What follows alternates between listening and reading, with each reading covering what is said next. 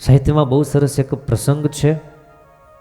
પ્રસંગ બહુ મજાનો મુકેશભાઈ સોજિત્રા દ્વારા લખાયેલો આ પ્રસંગ છે. પાંચાળ પ્રદેશમાં દુલા રણછોડનું નામ બહુ મોટું નામ. આખો પ્રસંગ બહુ મજાનો છે, સાંભળવા જેવો છે. આંખમાંથી બે આંસુડા ખરી જાય એવી વાત. દુલા રણછોડનું નામ આપો, રસ્તો આપી દે માણસો, એવી એની હાંક. 5 હાથ પૂરો, કરડી આંખો, અને એ પછી હંમેશા લાલ ચોળ રે. કોઈએ એને ક્યારેય હસતા જોયેલો જ નહીં. જ્યાં એની હાજરી હોય વાતાવરણ ભારેખમ બની જાય.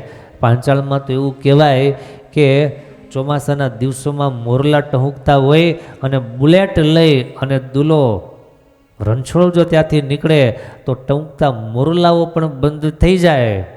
એવું આ ભાઈ લાલ કલરનો એનફિલ્ડ બુલેટ રોડ ઉપર લઈને નીકળે, લોકો તરત રસ્તો આપી દે. ધંધો એનો શું?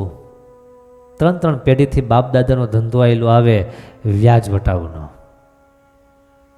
પણ બીજા કરતાં એટલો સજ્જન ખરો કે જે નક્કી થયું હોય એ પ્રમાણે જ વ્યાજ લેવું.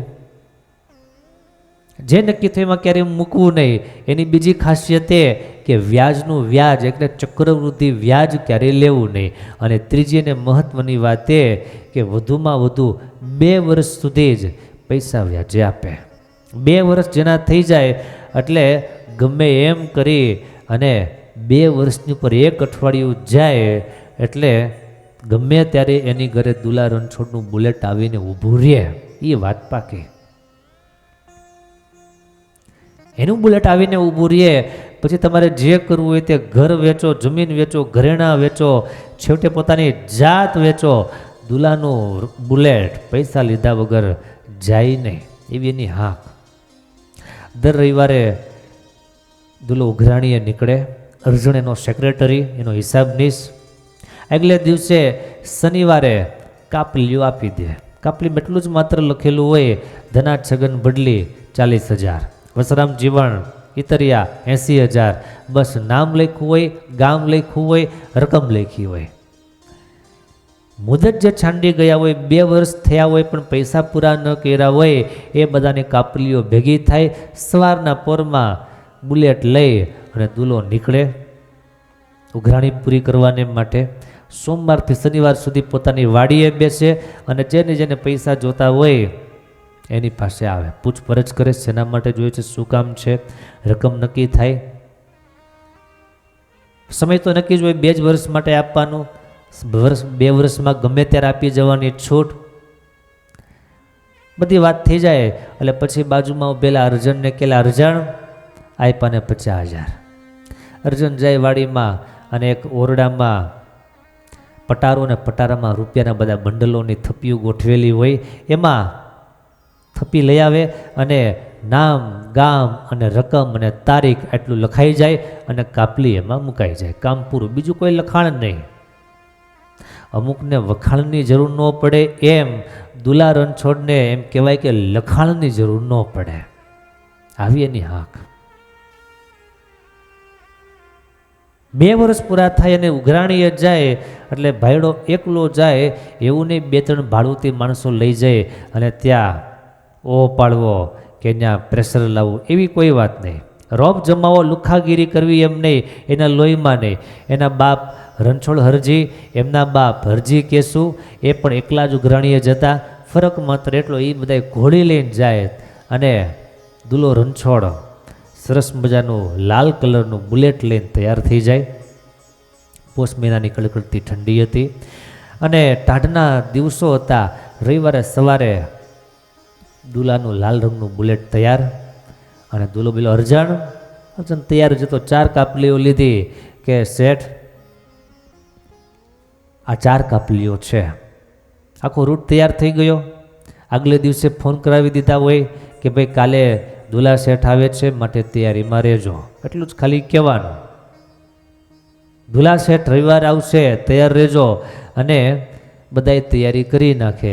દુલાએ પૂછ્યું, અર્જણ બધાને ફોન થઈ ગયા છે? શેઠ ફોન થઈ ગયા છે, પણ ખંભાળામાં નાનજી ધનજીને ફોન થયો નથી. કેમ? નાનજી ધનજીને ફોન છે ને એની પાસે, માટે એના પાડોશીના નંબર ઉપર ફોન કર્યો છે, સમાચાર એને કીધું છે આપવાનું. હવે એને આપ્યા ન આપ્યા ખબર નહીં,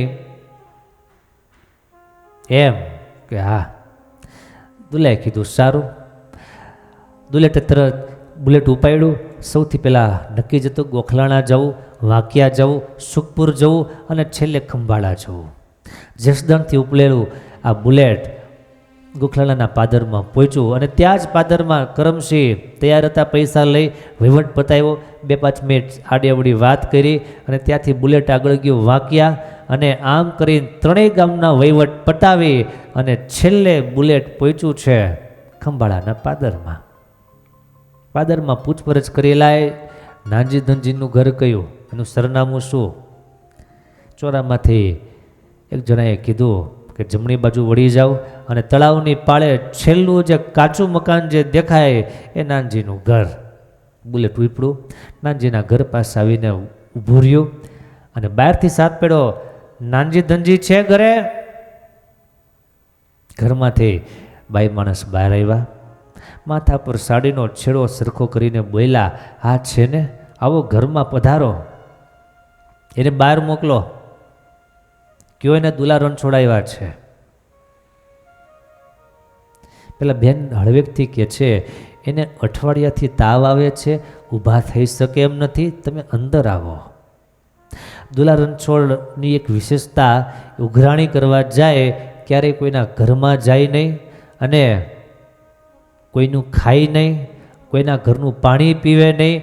એના બાપા રણછોડ હરજીએ શીખવાડેલું કે જો કોઈના ઘરનું પાણી પીએ કે અન્ન આપણા શરીરમાં જાય ને દીકરા, તો 2 આંખોની શરમ ભરવી પડે, શરમ નડે અને આ ધંધામાં એ શરમ આપણને પોસાય નહીં. માટે બને ત્યાં સુધી પાદર કે વાડીએ કે રસ્તામાં વહીવટ પતાવી દેવો, પણ કોઈના ઘરે જવું નહીં. આવું બાપાની શિખામણ આજ દિવસ સુધી એણે સાચવી રાખેલી. પણ આજે કોણ જાણે કેમ એના પગ ઘરની ઓસરી તરફ વળી ગયા. ફળિયામાં ચિત્રે હાલ કપડામાં એક ડોશીમાં સૂતા હતા અને લીમડાનો છાંયો હતો. કેવા ખાતરનું ખાલી એક મકાન, બાકી પડું થાય એવી દિવાલો, આગળની ઓસરીની બાજુમાં એક ખાટલો અને એમાં તાવને કારણે હાવ નખાઈ ગયેલું શરીર. નાનજી ધનજી સૂતા હતા અને તરત બેઠો થઈ ગયો. આવો દુલા શેઠ, આવો. બાજુમાં 8 વર્ષની એક દીકરી લેસન કરતી હતી, એકદમ નાનકડી ડાય રૂપાળી અને સૌને ગમી જાય એવી ચબરાક. આ નાની દીકરી દુલાને હસતા ચહેરે આવકારી રહી હતી.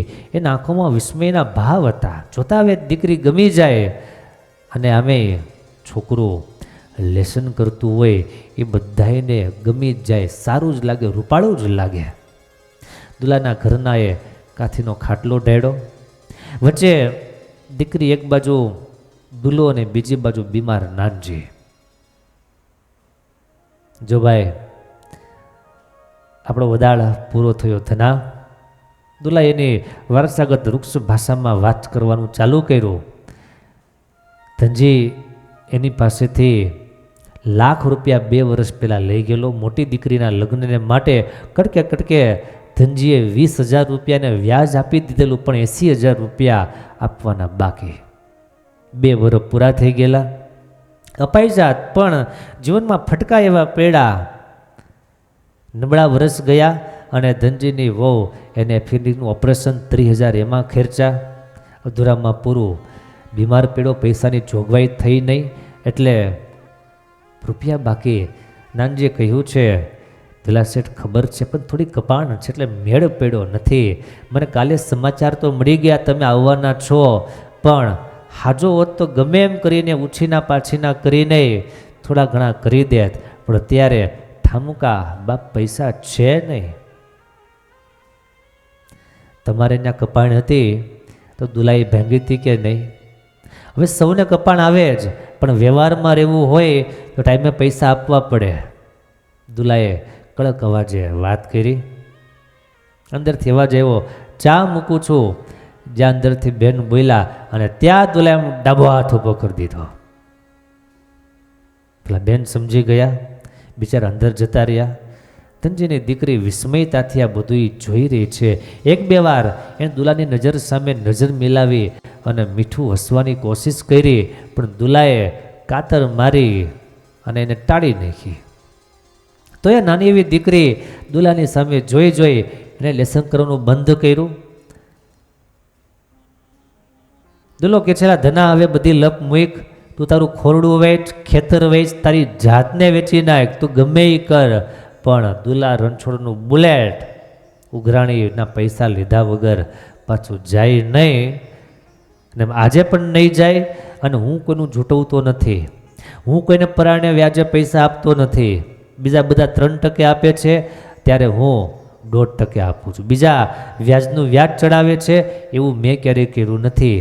બીજા તમારી પાસે જમીન લખાવી લે છે, ઘરેણું લઈ લે છે, મેં ક્યારેય એવું કર્યું નથી. બસ મારા ટાઈમે મને પૈસા મળવા જોઈએ. અને બુલેટ તો પૈસા વગર ક્યારેય પાછું ગયું નથી અને આજે પણ નહીં જાય. આવી અસલિયત બહાર આવવા માંડી અને વાતમાં થોડી કડકાઈ આવવા માંડી. અંદરથી ધનજીની ઘરના પત્ની ઓરડામાં ડૂસકું મુકાઈ ગયું, રોવાઈ ગયું.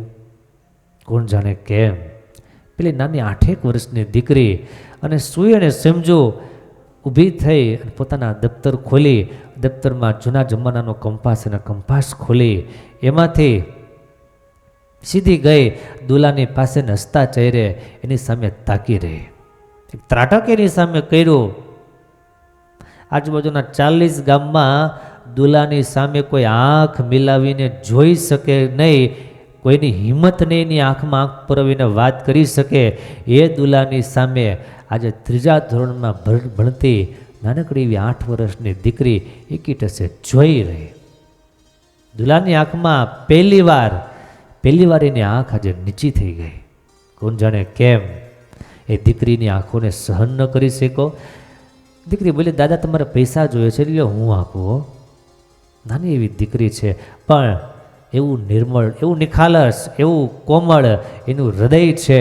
અને એમ કહી અને દીકરીએ દુલાના ચહેરા પર પોતાનો હાથ ફેરવો, પોતાના કંપાસને ખોલી અને એમાંથી જે નોટું હતી એ નોટી દુલાના ખોળામાં નાખી દીધી. અને કહેવા માંડી કે અત્યાર સુધી તો દુનિયામાં દુલો બોલે અને બધાય સાંભળે, પણ આજે એક દીકરી બોલતી હતી, કાલી ગેલી ભાષા બોલતી હતી, દુલો આજે સાંભળતો હતો. દાદા કવા પૈસા કોણે આપ્યા? આપ જો 50ની નોટ છે ને એ મારા જીજાજી આપ્યા. દિવાળીએ જ્યારે આવ્યા હતા અને ત્યારે એને આ નોટ આપી હતી. અને દાદા આ સોની નોટ છે ને મારી દીદીએ આપેલી હતી. અને આ બીજી જે નાની નાની નોટો છે એ તમને ખબર છે, નવા વર્ષે હું બધાને પગે લાગવા ગઈ ત્યારે બધાએ મને આપી હતી. આ એ બધી નોટો છે અને આ બધા પૈસા મેં ભેગા શું કામ કર્યા કહું? આ બધા પૈસા દિવાળીએ એટલા માટે મેં ન વાપરા, ભેગા કર્યા, કારણ કે સ્કૂલમાંથી મારી નિશાળમાંથી એવું કીધું હતું કે દિવાળીએ જો પૈસા નહીં વાપરો અને ભેગા કરશો તો પ્રવાસમાં આવવા મળશે, માટે પ્રવાસમાં જવા માટે આ પૈસા મેં બધા ભેગા કરેલા હતા, પણ આ પૈસા તમે રાખી લ્યો, હું પ્રવાસમાં નહીં જાઉં. બસ દીકરી બોલતી જાય અને દુલાના કાળજામાં છરી ભોકાતી હોય એમ આજે કારમેડ પથ્થરની અંદર સળવળાટ થઈ ગયો. ધનજીની આંખોમાં આંસુ હતા. દીકરીની માં કહે છે, સુમિત અંદર આવી જા. તો અંદર આવ્યો. તરત જ દુલાએ ડાબો ઊંચો કર્યો, રહેવા દ્યો એને. પેલી બાઈ બારણા વચ્ચે જ ઊભી રહી ગઈ. દુલાએ સુમીની માથે હાથ ફેરવું, પૂછ્યું, કેટલામું ભણે છે બેટા? 3જું. આમ 3 આંગળી કરીને નાનકડી એવી દીકરી બોલે છે 3જું. દુલો હૈસો અને ધીમું ધીમું હૈસો, જિંદગીમાં જાણે કે જન્મીને પહેલી વાર હૈસો હોય. સુમી રાજી થઈ અને પછી વળી પાછી બોલવા લાગી કે દુલો, ધનજી અને સુમીની માં આ વાતું સાંભળવા માંડ્યા. દાદા તમારે ચોકલેટ ખાવી છે? તમને ચોકલેટ ભાવે? એમ કહી અને સુમી તરત દોડી દફતરમાંથી પ્લાસ્ટિકની થેલીમાંથી 5-6 ચોકલેટો કાઢી અને કહે છે, દાદા લ્યો આ ચોકલેટ તમે ખાઓ. તમને ખબર આ ચોકલેટ હું ક્યાંથી લાવી? અમારી સ્કૂલમાં કોઈનો જન્મદિવસ હોય તો હેપી બર્થડે હોય તો ચોકલેટ બધા આપે, એ ચોકલેટ હું લઈ લઉં પણ ખાવું નહીં. કેમ? તને ભાવે નહીં? ભાવે, પણ હું સ્કૂલે નિશાળે જાઉં, રસ્તામાં એક નાનો છોકરો ને એની બેન, નાની દીકરી, એક છોકરી, બે ઊભા હોય, એને ચોકલેટ આપું ને તો દાદા એ બે બહુ રાજી થાય. બે ઊભા હોય ને એને ચોકલેટ આપું, પણ છેલ્લા 5 દિવસથી દાદા ચોકલેટ મારે ભેગી થઈ ગઈ છે. કેમ?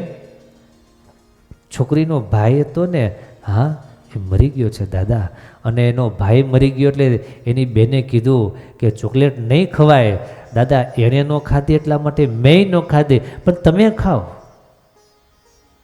આટલી જ્યાં વાત કરી ત્યાં તો ધ્રુસકે દુલો રણછોડ રડવા માંડ્યો છે. દુલો તૂટી ગયો છે. એક નાની એવી દીકરીની સામે આજે માનો હારી ગયો છે. એક એક શબ્દ એને કાળજે કોરાતો આરપાર ઉતરવા લાગ્યો. ચોકલેટની વાત આવતાની સાથે એને 20 વર્ષ પહેલાંની એક વાત યાદ આવી. રવિવારે આવી જ રીતે ઉઘરાણી કરી અને ઘરે જતો હતો. ઘરે પણ 8 વર્ષની દીકરી કીધેલું, બાપુ તમે મારે માટે ચોકલેટ લાવજો. આખી થેલી ચોકલેટની લઈ અને દુલો જેવો ઘરમાં આવ્યો અને ચોકલેટ જ્યાં દીકરીને આપવા ગયો અને ત્યાં એ જ સમયે સર્પદંશ થવાને કારણે 8 વર્ષની દીકરી મૃત્યુ પામેલી, અને એ ચિત્ર એની સામે તરવરવા લાગ્યું. એ ચિત્રને યાદ આવ્યું કે મારી દીકરી બસ તે દિવસે ચોકલેટની થેલી હાથમાં લીધેલી અને મૃત્યુ પામેલી, અને એ ઘટના આજે તાજી થઈ. દુલો સુમીને બથમાં ભરીને ખૂબ રહ્યો છે, અને એક મોકળા મને દુલાએ ડુસકા ભેરા, ધનજી ધનજી. એની વહુ વગેરે બધા જ રડતા રહ્યા છે. થોડી વાર થઈ શાંત થયા છે, અને દુલાએ કોમળ અવાજે કીધું છે, બેન ચા મૂકો. કાળમીન પથ્થરમાંથી નીકળતા ઝરણાનું પાણી હંમેશા મીઠું જ હોય, એમ આજે કાળબીન પથ્થર જેવો માણા આજે પીગળો. અને ધનજીની સામે હાથ જોડીને કહ્યું, ધનજી મારી એટલી વાત તું માનીશ? ના માને તને આ સુમીના સોગંદ છે. આજથી તું બધા જ રૂપિયામાંથી, મારા ઋણમાંથી મુક્ત. તારું મારે કોઈ લેણું બાકી નથી, અને બીજી રકમ આ તારી દીકરીને માટે છે એમ કહી અને જે કંઈ ઉઘરાણી બીજા 3 ગામમાંથી ભેગી થયેલી બધી ઉઘરાણી ધનજીના હાથમાં આપી. ધનજી રોઈ પડ્યો છે.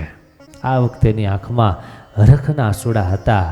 સુમીની માં ચા લાવી છે. દુલાએ આજે પહેલી વાર પોતાના બાપની સલાહ તોડી છે, અને સુમી વિસ્મય થયા. બધું એને કંઈ ખબર નથી અહીંયા શું બને છે, શું ઘટના ઘટે, એને કાંઈ ખબર નથી. એ પોતાના બાળસ સ્વભાવમાં રહીમાં કરે છે. દુલો ઊભો થયો, સુમીને ઉચકી અને બુલેટ માથે બેસાડી અને કીધું, નાનજીને કહે છે કાંઈ પણ કામ હોય 2 ધડક મને કહેજે, મારી પાસે આવતો રહેજે, અને આને પણ હારે લઈ આવજે, આ દીકરીને પણ લઈ આવજે, ભણાવજે, ખર્ચથી મૂંઝાતો નહીં. અને હા, એ દીકરી તે એક દીકરી તો વડાવી છે, પણ આના લગ્ન વખતે યોગ્ય લાગે તો કન્યાદાન મને કરવા દે છે. સુઈની માથે હાથ મૂકી નીચે ઉતારી અને બુલેટ ચાલ્યું. આજે વાડીએ દુલો રણછોડ પહોંચ્યો, તાપણું ચાલુ કર્યું, અને ઠંડીનો માહોલ, તાપણું તાપે છે. ને એ જ વખતે કેલા અરજાણ કાપલી બધી લાવ્યો. બધી કાપલી ભેગી કરી અને અર્જનની કાપલી લાવ્યો. બધી જ કાપલીઓને લઈ અને દુલાએ તાપમાં બધી જ સળગાવી દીધી. જેને પૈસા આપવા હોય એ જાતે આવીને આપી જશે. હવેથી આ દુલો રણછોડ કોઈની ઉઘરાણીએ નહીં જાય. આમ કહી અને ફરી પાછો પેલા વિચારમાં પાછો ઊંડો ઉતરી ગયો. દુર્જન માણસ જ્યારે પૂરેપૂરો સજ્જન બને છે ત્યારે એ માણસ વંદનીય બની જાય છે. એ માણસ કાયમને માટે યાદગાર બની જાય છે. આ વિશ્વમાં એવા પણ માણસો આ સમાજે જોયા છે કે ગમે તેવા ભયંકર, પણ ક્યાંક એક એવી જણ એને જીવનમાં ઉડી જાય, એક એવો પ્રસંગ બની જાય, એનામાં રહેલું દાનવતા નાશ પામે અને માનવતા જાગી જાય છે. તો આવી રીતે એક નિર્મળ હાસ્ય, એક નિર્મળ એવું બાળક કઈ રીતે કાર્બન પથ્થર જેવા હૃદયમાં પણ એક પ્રેમનો પ્રવરાટ પ્રગટ કરી શકે છે. આ પ્રસંગમાંથી જોયું. ભગવાને આપણને હૃદય આપ્યું છે, એ હૃદય પથ્થર જેવું રાખવા માટે નહીં, પણ પુષ્પ જેવું કોમળ કરવા માટે, એમાં સુખ અને દુઃખની સંવેદનાઓ, વેદનાઓ વ્યક્ત થઈ શકે, સ્વીકાર થઈ શકે અને સમજી શકાય એવું ભગવાને હૃદય આપ્યું છે. એને ક્યારેય કડક ન કરીએ, બહુ એને મજબૂત ન રાખીએ, એવી આ કથા આપણને સરસ શીખ આપે છે.